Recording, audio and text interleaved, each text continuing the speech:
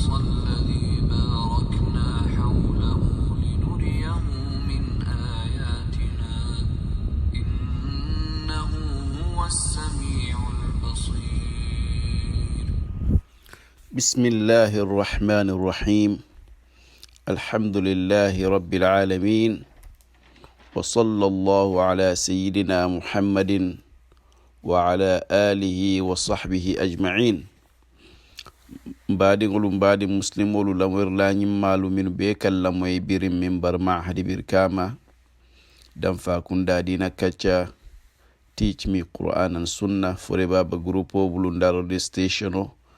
kere FM ani momon den nem programme mo nyin kafta ima mbal be kon donna muslimi ala kontondirola ka falen ko assalamu alaikum wa rahmatullahi wa barakatuh. Mbe Allahu ta'ala tentula mba jeyila mbe sallala kilabama sallallahu alayhi wa sallam bi insha Allahu ta'ala mbe kacha kerker la minna wala mu kilala santo seloti kilala senemo kabo makka kata baitul maqdis anin alabo baitul maqdis kata santo wokeda kaw ku baleti mi alon ko kaw kulu warma balem alay kila bale bunyala sallallahu alayhi wa sallam andun ay kila aya suwandi kayin kaw kuba diyala tuwomin kolala kila ay bata bale taki ay tora bale taki makan kolu yatin kolaya alhalo be nyama kila bata te bulu bake andun kila la ni kuya fanan nata wara birin afanni ma min kira Abu Talib ti abanta ni Abu Talib jube wala motinu min kalo nun kila bala ka makoy nin kila be banta bari lonna dol ko Abu Talib banta dron karkirin dron na Khadija fanan banta anun na Khadija be ngalonne ate de marsifa min di kilala nun sallallahu alayhi wa sallam woto ni kuya la ni kuya kan wala sabu ala nata kila bunya nyin santo senemola hadama do wato wati ni sabarta alayen ala kila kolya faliyen soni alla fa inna ma'al usri yusra woto kila ala bunya ka santo senemo yinke ani Jibril alayhi salatu wassalam woto kila ala bunya ala sabarola anin ala munyo ka kulu duni mi yalon ko hani konko balta dunola woto ginna ke ka kubati wala sabu Allahu ta'ala nata akumo nati Qur'ano kono anno abe karanna sutatili akamta kulam mi yalon ko wato wati mote nyina no lala wala sabu Allahu ta'ala anade Qur'ano kono abe woddol kono suratul Isra Allahu ta'ala كدال دامي أكف سبحان الذي أسرى بعبده ليلا من المسجد الحرام إلى المسجد الأقصى الذي باركنا حوله لنريه من آياتنا إنه هو السميع البصير عليين سورة دامتا سبحانه مناسب باو الله تعالى عليين قرآنه أن ينكاوكو مصر ayalon ne kafo ko harmadol bela miro ibole tamande la nyin koto anniya ko miranin hakkili kensola ite taadula sotla je tuman do woto nite mu limane ya moti kuku nini qur'ano ya fo kuku nini allahu ta'ala dali kuku nini kila baya dante ika songa male ibika hakilta mandir mantro kur na ni ko tendro wala sabu allahu ta'ala ay soro nyin damta ko subhanalladhi ala ba fon senendela ako seneyabe manso mi alon ko a cikata nasi kuwo be male a cikata ngaybe kuwo be lale a cikata anin hadamadiŋo la kuwo ke kilinti a cikata a seneyata ka sinal soto walam yakun lahu kufuwan ahad woto allahu taala amina dantero kela minna tumando asi hadamadiŋo kawkuya wala sabu soro ñin damta subhanalladhi yo bawo hadamadiŋo ba jubelal ka fo ko kila yin santo selo min ke ala bo makka anin kata baitul maqdis kata samfato worowlo beto kata sidratul muntaha ko suta kilen na moti community ya jube ila hakili mirol ka fo tamo ka ke nyamen na sayante hani pilenol for example ya jedi obikira silol timiyalon ka be wato tal baro juma enseignant ina ga juma lay wato fondada wala alat subhanahu wa ta'ala ni allah fta ka wato ko bonde ka wato jenke de janana ala so keno andu ala wo kena woto subhanalladhi man so seniyat man so mi yalon ko asra bi abdihi layla ala jon kendo aya tamandi suto ala nalafta kala bunya warandi annabiyo mo kan aka jole fo kila ko alhamdulillah alladhi anzala ala abdihi alkitab ama fo alhamdulillah alladhi anzala ala rasulihi alkitab ama fo alhamdulillah alladhi anzala ala muhammad alkitab ala so be fo non barako alhamdulillah alladhi anzala ala abdihi jamfana jibed subhanalladhi asra bi abdihi ha ala jawbaw jo yalamu maqamu be ci karawti ala sebindino ala annabi umar wala sabu subhanalladhi asra bi abdihi layla sutolam lonnal ko laylan yang anata ke nakra ko ma fako al-layla amma alif ni lam natje ako laylan lonna dolu ko woy buñale tan ka koñi buñandi suudoñi buñandi ka fa manke suuta 15 cent kila ala ya bondi min al masjid al haram wala al kaaba al masjidoñi mimbe makka ni ajala haram la faje ko mi kala buñayi tande bawo ne kila la hadiso jube ibata raje ka fo ko nim momi yalon ko yesalo ke masjid al haram makka al kaaba anin sali wili kemele be kanyan din jaman koton kono ha atidam madam mane salo keje anin sali wili keme anol be kanyan de wala saba ku mata bake nimmo ale harje itata umrala wala itata hijola wala ebe makka ka salo sende al kaaba bawo akamta ko barajo yina wara jawta Allah ta'ala kontideta ko linuriyahu min ayatina allamo ni kafula ko lamu sababiyya wala min alabe sadaro kega muna sabu ayoke ako linuriyahu pour ngajerindi na kawkol dolla akamta ko ñine hikma itandi muna sabu kilaye santo senemo ñinke sallallahu alayhi wa sallam wala sabu laqad ra'a min ayati rabbih al-kubra wa fanana rasul najm sur najm fanan adi amta ñin kilala ñin santo selo la bak Allah ta'ala ay ayu ñin kun fa ko innahu huwa as-sami'u al-basir ni as-sami'u al-basir jube ñi bemu ala to baraka ma balati bare muna sabu Allah ta'ala yin to fulol tombon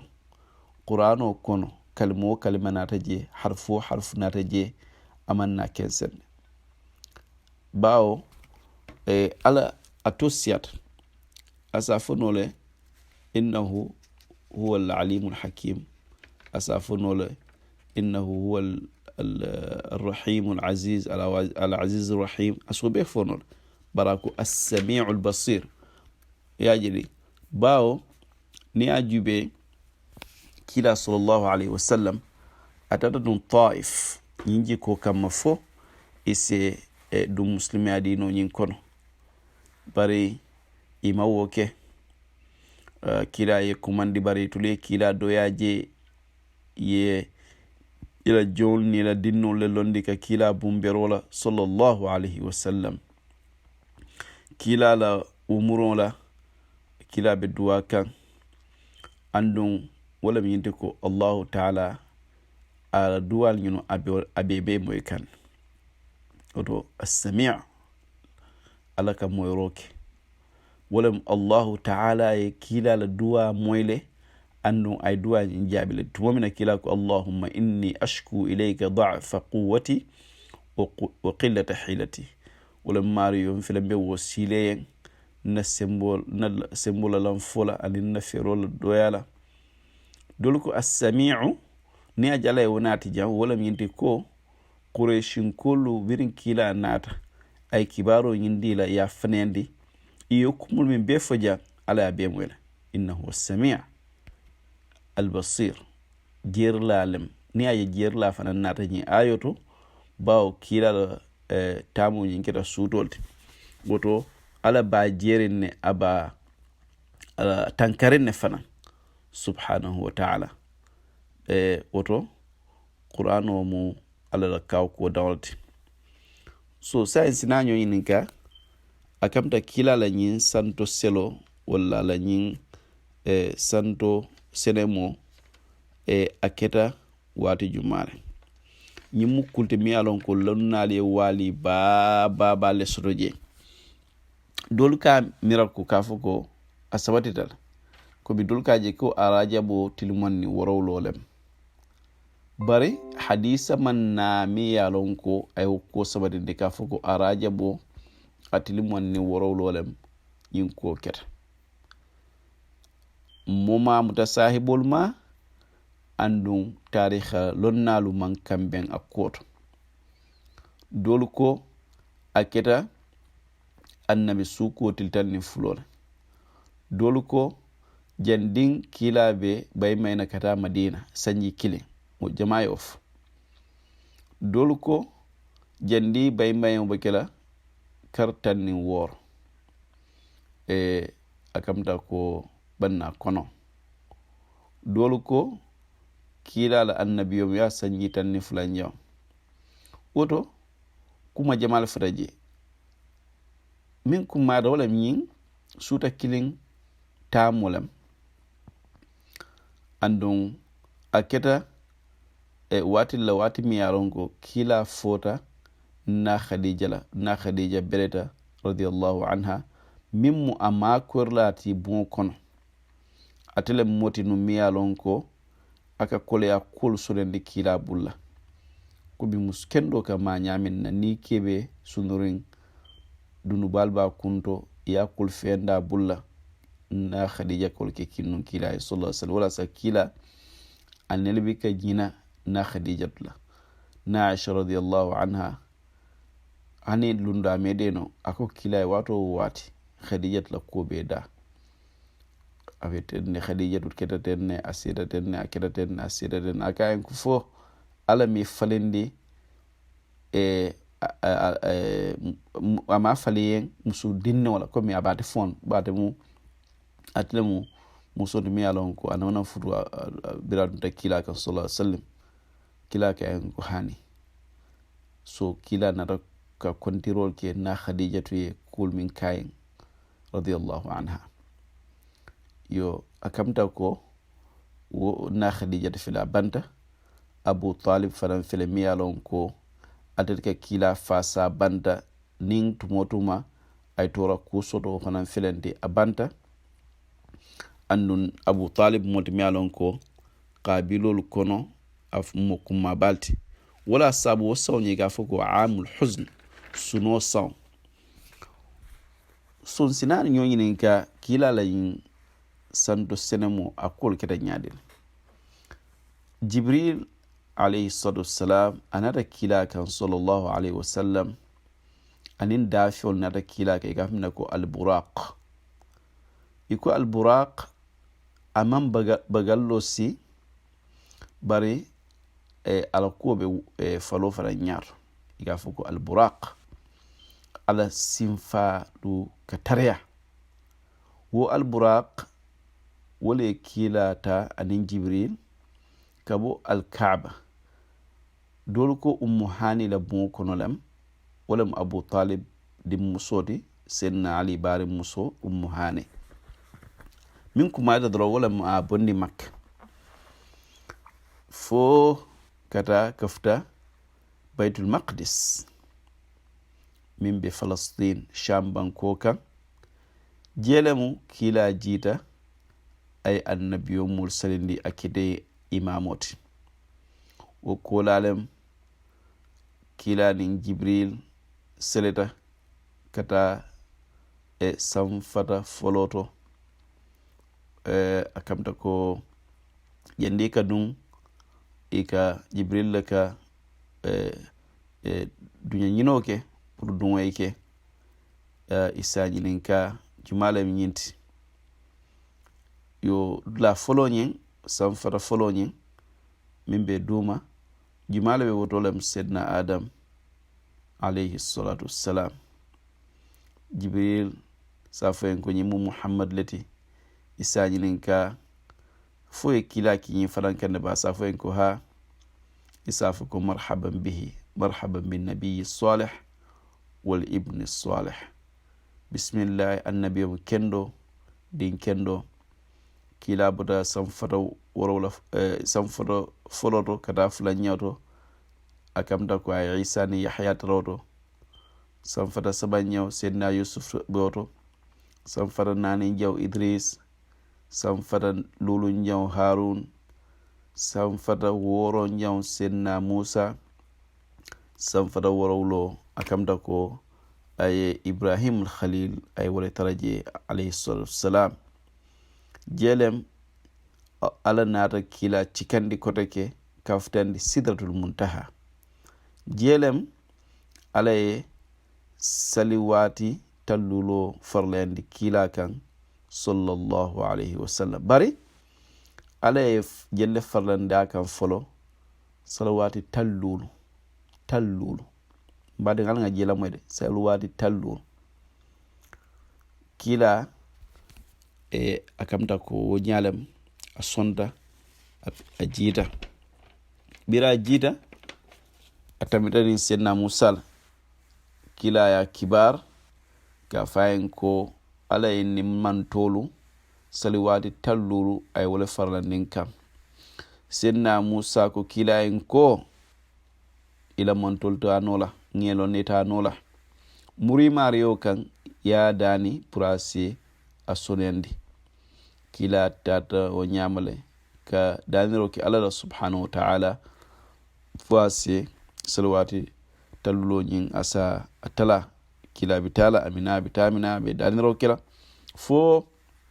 ala nata salawati tallulo ñin tala ka ke salawati luluti mbadi ngolu mbese ñoyini ga natra ko salawati tallul be kerin bi wala sabu senna musa kila la man tollo ne ñin salwati tallulo ñin salwati lulo mi yalon ko sa mbe wala be mbulla mbe korre wala sako salwati tallulo illa man rahima rabbuk fu alay mu'min de made woto kila sallallahu alayhi wasallam ala jiyoto akamta ko ay molu kacandi ala santo selola kureshin kolu kila ke jele fianti iko be kenu la nyaadile iko kila en ko natara ko kamen fo wolem sawaboti baitul maqdis man kudu nyeban ya fo nyaabe nyaadile iko nyaalem jibril ye bota kila ni baitul maqdis tema kila ka baitul maqdis je asaman kur kureshin kole barwo be nyaaw nyanding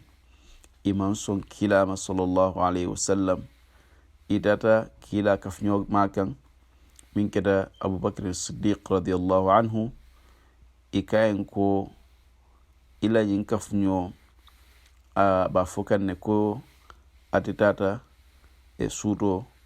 atata baitul maqdis le andun sento selo kele sedna bakar koen ko hankay akoy ko nay fem fon fo min fara warta wati mbe sonna male akoy ko aketale yo kila sallallahu alaihi wasallam wala sabu birwolum ay sedna bakar ko mande as-siddiq sedna bakar kumo ko wannin kila nata kan abika jeke abika mirafla sodoje bal ne ka fu kila ma yantiqu anil hawa in huwa illa wahyun yuha kila biken diyamu ani diyala min keda tek kila kole fo sallallahu alaihi wasallam lonnalu fembay min muta wala kila ala nyin santo selo keta aniyo nin a jato fonde bawo dolbi je safu hande kila aniyo le tata bara fon jato manta wota kenola kado niyo jube wonin dalilolu be ño tampon nale dal bawo الله تعالى فولا دالو كفو سبحان الذي أسرى بعبده ليلا من المسجد الحرام إلى المسجد الأقصى وإلى النكافو كلا أجاتو فولا فنان تاتا صلى الله عليه وسلم ابن حجر العسقلاني رحمه الله أيا بانجي أكون ينسانتو سنمونين أنين كبو مكة كتابت مقدس أكا بيك رسولة كنولة أنو كلا بانيالا صلى الله عليه وسلم a yeleta a jatolla anin aniyolla sallallahu alaihi wasallam baɗiŋolu kila alayhi salatu wassalam ay muneje ala ñin santo selo ñin to kila ala ñin santo selo ñin ay kawthara daluje jele mi yalon ko allahu taala ye kila kerkerendala le ka buñala fanan sallallahu alaihi wasallam kila ala ya jerindi arjanna le ay arjanna jele ana nemo annun kila anata jahannama fanan je ana yankankato ay mol dolje min alon ko be yankankata jahannama dimba kono mo dolbi je min alon ko be yankankata kam minna wala mo koma kumo anin ka tumol qajafila ka tumol tuhumala ka kumol fomol ma akamta ko kila fon ya bange sallallahu alaihi wasallam akay modol je ngon singolu ngorengol lebe wol balaika anema ibe nyaadal wasalala ibe sisol wasalala kila ko jibrilen ko nyimmol le mojumati kila ko jibrilen ko nyimmol le multimialon ke ka mol subo domo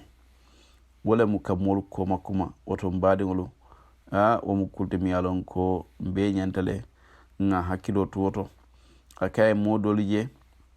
akamta ko ibe dalu ni inewol tala ibe kuntula akamta ko jibril alayhi salatu wassalam ako kilayen ko ñillem multimin alon ko kawandi lallem kutube lallem ilamantol kono duniya kono ika mol yamar nun ku kendo la bari kanyine fon la ulam sola ulen kawandoti andun وهم يتلون الكتاب أني بالله تعالى الكتاب كرنا أحمد ولين فيلا الشيخ الألباني يا صحيان وتو أكم تكو فرمو كنت ميالون كدال أسكين بين كوان كوتي نساكتا na barakolu anin na forkumolu ise nyoso do nyamin kila la nyin bagin yin asin karandi ku jamala abol kono sabaro la kumaya sabaro mandiya de sabaro to nyabe dami amandiya banni mo sabarta to motuma ibataral ko allah taala be jole la sabaro nyin nale andum mo nyantale faran akam to yes sabadi to nyakan wukse kula nyawo nyanding yes sabadi to nyakan yo kila alayhi salatu wassalam yimbatal min beya soto toro min beya soto ate yalo ne ka fa be min kan wala mu to nyati alun ne ka fa ko wala mu kudi mi yalon ko abe dumala a sabati da kan falan a sen karande falan salo la kumma yala bawo salo le mu ala farla kiliyoti mi yalon ko ala ya farlandi kila kan ala yin santo senemola sallallahu alaihi wasallam andun akamta ko kila ala yamaro dia fonla yamaro mimbe dending salo nyina oto wode kultimi yalon ko akumayar nyim farla to malu akamta ko jibril alayhi salatu wassalam ateleka wolu futandi kilama sallallahu alayhi wasallam wala tele wolu futandi kilama bari nyin don ala fon le di kilala ala santo sirado sallallahu alayhi wasallam yo kudo fana beje se min karakto wala mu ko ikafunyo kendo ibikalo fonin to minna kole akole sot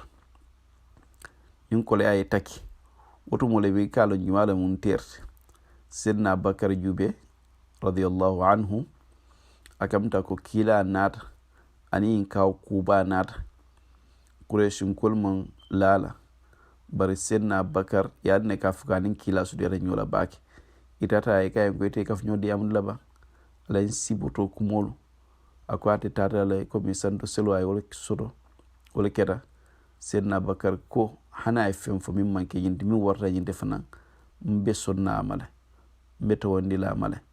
oto akamta ko obemu supportol di otumando moral support mi yalon ko sidna bakar ya di kila la alayhi salatu wassalam bawo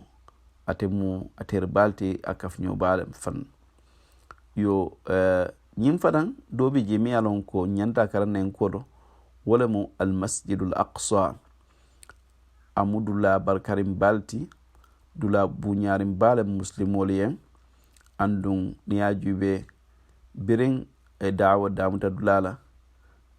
qibla muslimol la nyati lindula mujelati hani jandi kila fomina sallallahu alaihi wasallam han annabiyum kodol min yalon ke kila sawanno ila qibla munu baytul maqdis tade yo kila farna qibla folo baytul maqdis tade fujannin allah ta'ala mina aylaman lakake al-kaabati makka oto muslimol la dula kumma balemu baytul maqdis ti yo niyajibe atlemu dula masjid saba nyawti mi yalon ko kilaya abangal haditho do masjid folo masjidul haram ani masjidun nawawi min an-nabawi min be madina annun anin al masjid al aqsa wato masjid aqsa ate ni salo ke janin sal kemelul be kanyen nin jaman ko don to la sab kila kula tushaddu rihal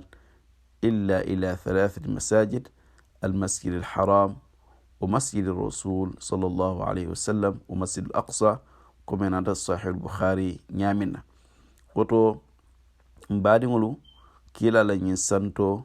selo nyin aketa kaw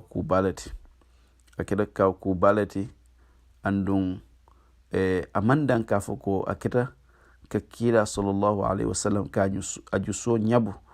ka hakilo tenkunde amanke odam madi bari aketa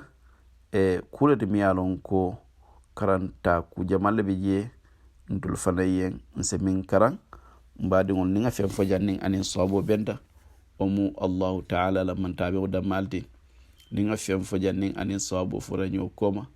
omun tela hadbandiya na khaswaltum setanoldi mbe allah ta'ala dalla ya foni khafarola mbal tentula mbal jeyla alla la mo ñaaku ñimala wassalamu alaykum wa rahmatullahi wa barakatuh subhanalladhi asra bi'abdihi laylan min al-masjidil haram ila al-masjidil aqsa alladhi barakna hawlahu linuriyahu min ayatina